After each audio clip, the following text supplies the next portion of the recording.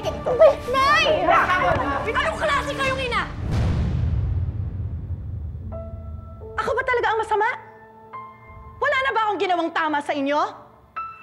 Ingat na ingat ako sa lahat ng ginagawa ko para makagaan sa inyong lahat. Kayo, tinanong niyo ba ako? Kung anong nararamdaman ko? Kung anong iniisip ko? Kung anong nararamdaman ko sa lahat ng ito? Nahihirapan ako! Nahihirapan ako lalong-lalo na kapag pinapaalala niyo sa akin lahat ng kasalanan ng tatay niyo. Nasasaktan ako. Doble pa nga eh. Doble!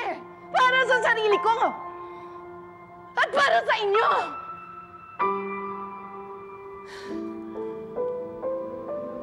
Pero pinipili ko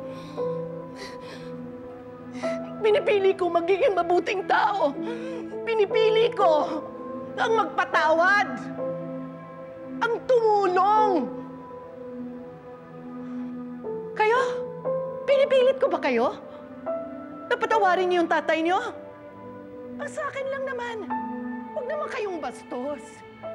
Huwag niyo naman akong sagot-sagutin ng ganon. Hindi ko kayo pinalaki ng ganyan para sagot-sagutin ako.